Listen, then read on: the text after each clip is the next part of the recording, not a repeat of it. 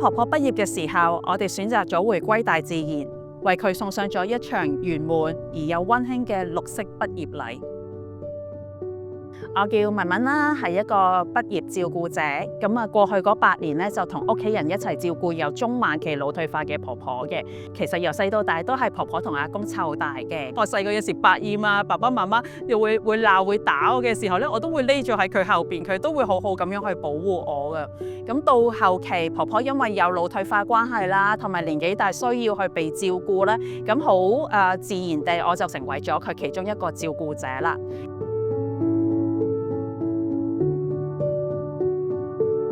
最深刻嘅就早幾年婆婆100歲生日嘅時候，我哋即係海外嘅親戚都翻晒嚟香港，就同婆婆一齊見面啦、相聚啦。尤其是啱啱疫情過後，大家都好珍惜，可能都知道呢個係最後一次相聚嘅機會。咁好感恩婆婆臨走嘅一晚呢，我都有機會可以同佢有個獨處嘅時間，甚至乎可以真係同佢可以道愛、道謝同道別。咁就係正正經歷咗呢一個過程，係令到我係冇咗一個好大嘅遺憾。咁亦都令到我之後嘅哀傷期咧係大大咁樣減少咗嘅。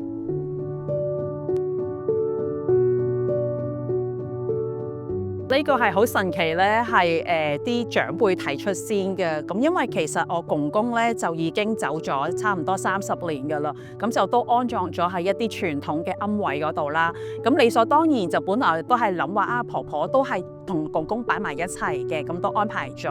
咁但係當我哋發現咧，阿公本身嗰個位咧係有一個50年限期嘅規例啊。如果係再多20年後，我哋香港又冇乜後人去跟住去處理嘅時候，咁點算呢？因為我屋企咧大部分嘅親人都唔係香港，咁基本上就得返我一家喺香港。咁啲長輩又好錫我啦，咁佢哋亦都唔想我日後係即係負擔咗呢一個嘅責任。當住喺外國嘅親友咧，佢哋話其實外國都好興係可以係撒喺花園嗰度㗎喎。我就靈機一觸就知道原來香港都有呢啲嘅服務嘅時候，我就介紹翻話翻俾佢哋知，其實香港都有綠色殯葬呢一個嘅選擇嘅。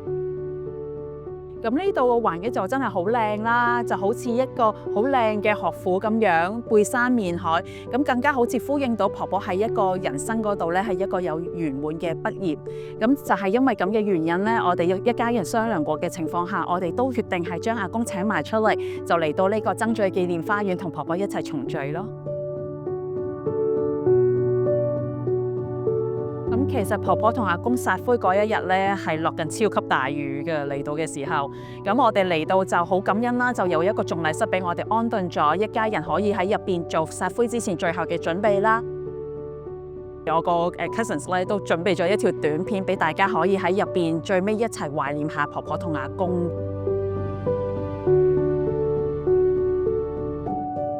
喺入邊，我哋有個好好嘅相處時光啦，咁就好私人、好靜咁樣，就同一般喺出邊嘅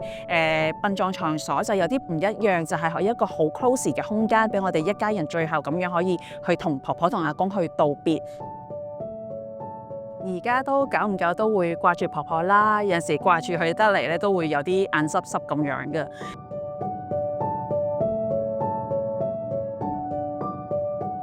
咁呢度嘅感受同我之前同屋企人去其他地方拜祭好唔同，因為過往咧都會係有一種壓迫感，咁好少咧都會係留得比較長嘅時間，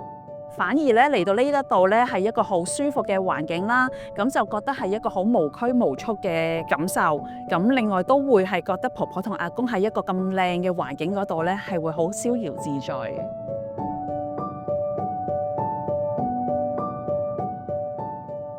我聽過一個講法，只要在世嘅人能夠好好透過喪禮同先人道別，反之亦然，先人亦能夠喺喪禮透過同親人好好咁送別下，有尊嚴咁離開呢個人世，咁就係一個好嘅喪禮。呢個都係我哋處理婆婆喪禮想達成嘅目標，相信婆婆係會接受到我哋呢份嘅心意嘅。婆婆，畢業快樂！